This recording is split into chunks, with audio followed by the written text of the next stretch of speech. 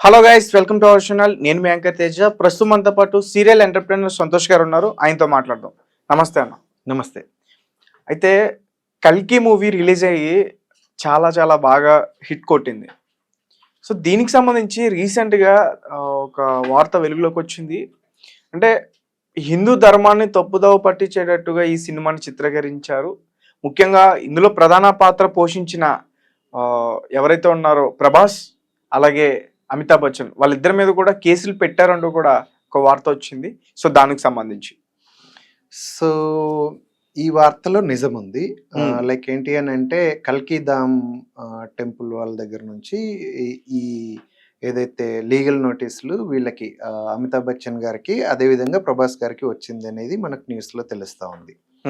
అయితే వాళ్ళు ఏం చెప్తున్నారు అని అంటే గ్రంథాలకు అనుగుణంగా తీయలేదు. గ్రంథాల్లో ఏం చెప్పారో అది కాకుండా ఏంటి అని అంటే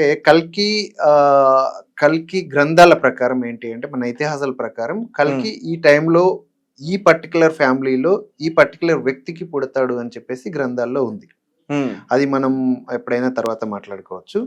సో అలా కాకుండా ఈ సినిమాలో మనకి ఏంటంటే దీపికా పదుకొనే ల్యాబ్ లో కల్కిని ఆమె ఏది గర్భంలోకి ప్రవేశింపజేస్తారు అనేది ఒక రకంగా ల్యాబ్ లో క్రియేట్ చేస్తారు అనే దాన్ని చిత్రీకరించారు. అది తప్పు అనే విషయాన్ని వాళ్ళు మాట్లాడుతున్నారు. కల్కిదాం వాళ్ళు మాట్లాడడంలో తప్పు లేదు, కానీ ఒక రకంగా అదంతా కూడా సస్పెన్స్ కదా.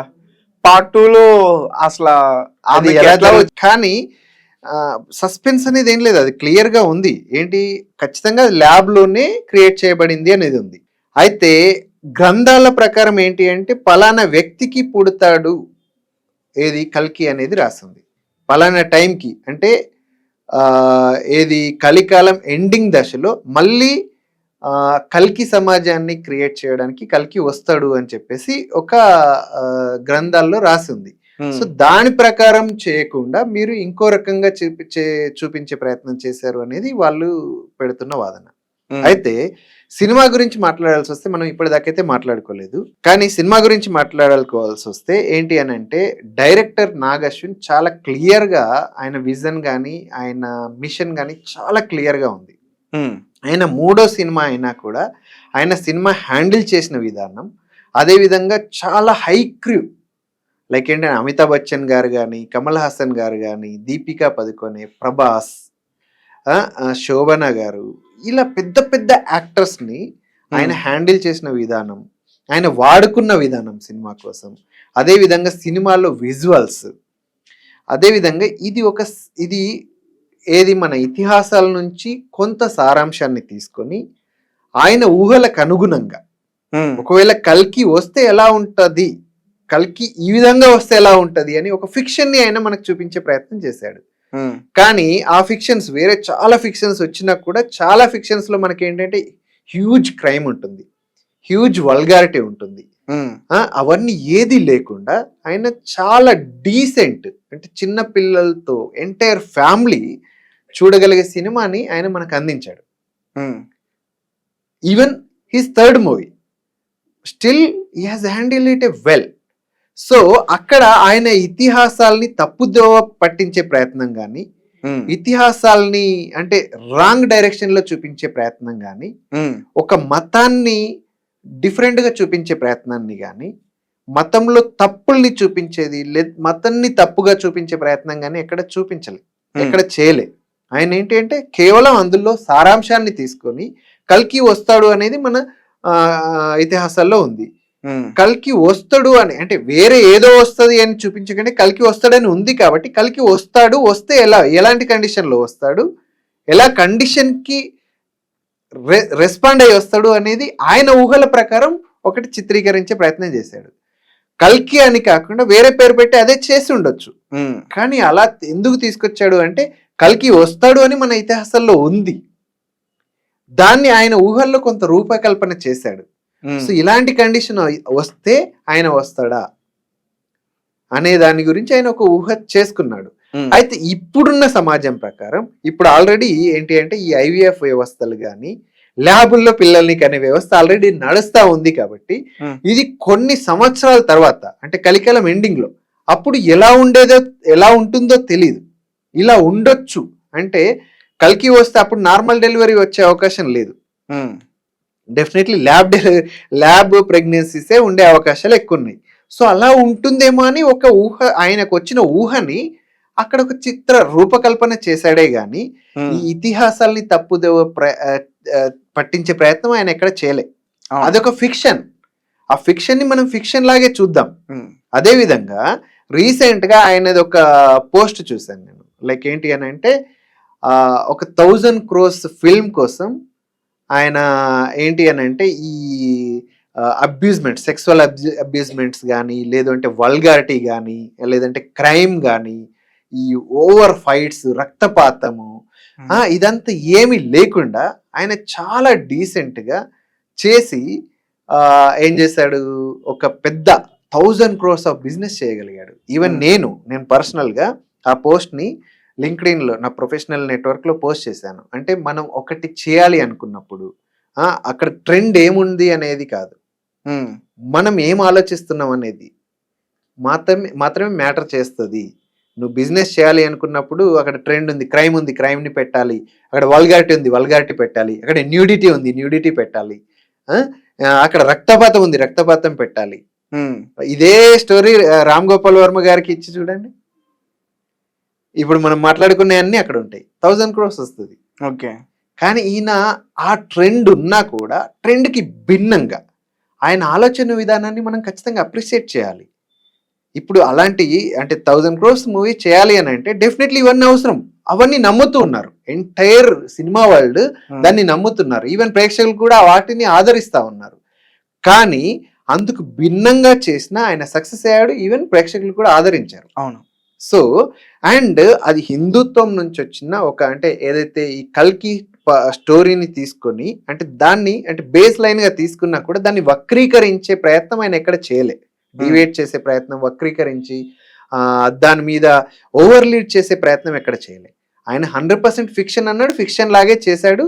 సో దానికి మన ఇతిహాసాల్లో ఉన్న క్యారెక్టర్స్ తోటి మనకంటే మనమంతా ఈ భారతదేశం హిందూ దేశం కాబట్టి ఇక్కడ ఉన్న క్యారెక్టర్స్ ని తీసుకొని వాటిని మనకు మళ్ళీ పరిచయం చేసే ప్రయత్నం చేశాడు. ఆయన ప్రయత్నం అయితే 100% అప్రిషియేట్ చేయాల్సిన ప్రయత్నం. అండ్ ఇంకోటి ఆయన సక్సెస్ అయ్యాడు. ఈవెన్ అందరూ, మనమే కాదు ప్రతి ఒక్కరు కూడా ఆయన ప్రయత్నాన్ని డెఫినెట్లీ అప్రిషియేట్ చేశారు. రైట్. అయితే మనం ఇక్కడ ఎక్కువ డైరెక్టర్ గురించి మాట్లాడుకుంటున్నాం, కానీ ఇక్కడ కేసులు పెట్టింది 2 స్టార్స్ మీద, ఒకటి అమితాబ్ బచ్చన్, ఇంకొకటి ప్రభాస్.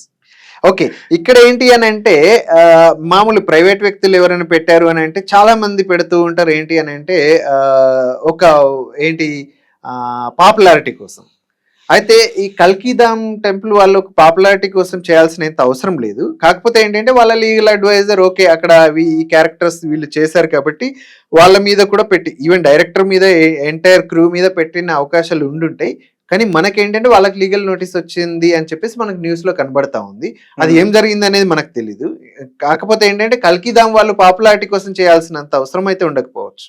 అంటే దీన్ని అసలు ఎలా చూడొచ్చు అంటారు అంటే చాలా మంది కూడా ఈ సినిమాని అంత అద్భుతంగా చూశారు, ఆయన అద్భుతంగా చేశాడు. అయితే ఇంకొకటి అన్న, అంటే కర్ణుడి పాత్ర గురించి కూడా చాలా మంది కొన్ని ఇంటర్వ్యూలు చూసానన్న, కొన్ని వీడియోలు చూసాను నేను. అంటే కర్ణుడు అంత మంచివాడు కాదు, కర్ణుడిని హీరోలా చూపించారు అని చెప్పేసి వచ్చాయి. సో దాని మీద మీ ఒపీనియన్ అంటే మీకు ఎలా అనిపించింది అందులో కర్ణుడి పాత్రను చూస్తే? కర్ణుడి పాత్ర చూడాల్సి వస్తే కర్ణుడు నిజం చెప్పాలి అని అంటే అర్జునుడి కంటే బలవంతుడు, అది మన ఇతిహాసాలే చెప్తుంది కదా. అతని కవచ కుండలాల్ని ఇంద్రుడు మారువేషంలో వచ్చి అర్జునుడిని కాపాడడం కోసం ఈయన కవచ కుండలాల్ని అడుగుతాడు. అది తెలిసినా కూడా కర్ణుడు ఇచ్చేస్తాడు.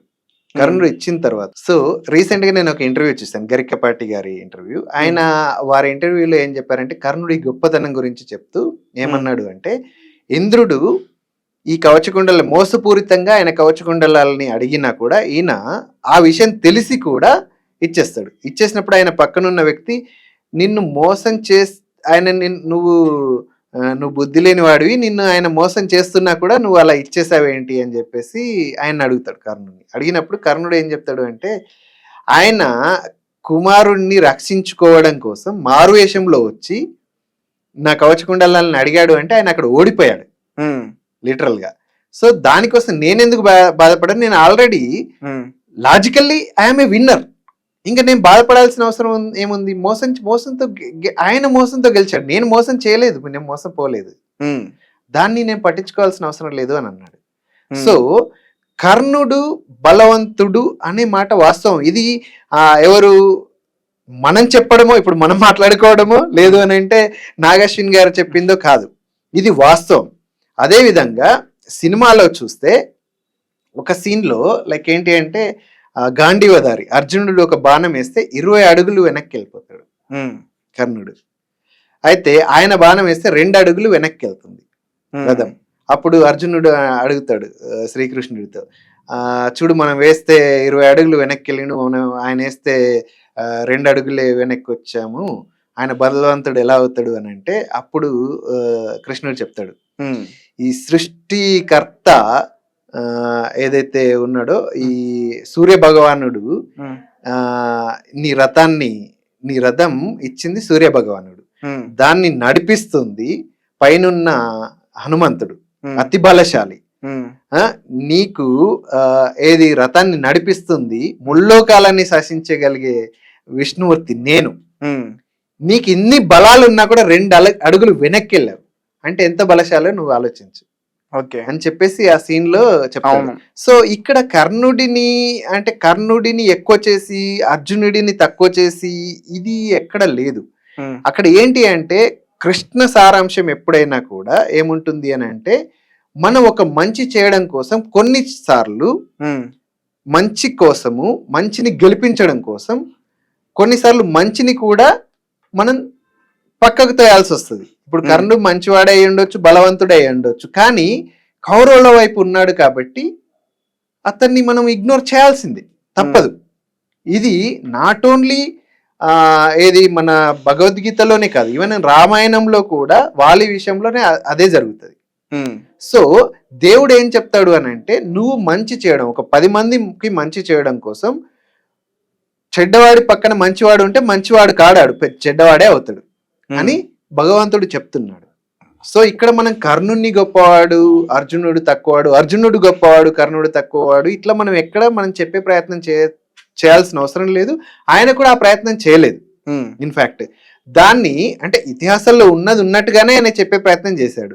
కాకపోతే ఎవరికి తెలీదు అసలు కర్ణుడి దగ్గర అంత పెద్ద ఆయుధం ఉంది, ఆయన మళ్ళీ వస్తాడు అని చెప్పేసి. ఇందులో అదొకటి కొత్తగా ట్విస్ట్ పెట్టాడు అక్కడ ఏంటి అని అంటే ఎవరైనా ఏమనుకుంటారు అని అంటే అక్కడ అర్జునుడే వస్తాడేమో అని, ప్రభాస్ అర్జునుడుగా ఉంటాడేమో అని అనుకుంటారు అందరు, కానీ కర్ణుడిగా ఉన్నాడు కదా. తర్వాత పాటలో ఆయన ఏం చెప్పాలనుకుంటున్నాం మనకు తెలియదు కాబట్టి మనం ఇంకా. ఓకే అన్న, thank you so much. Thank you.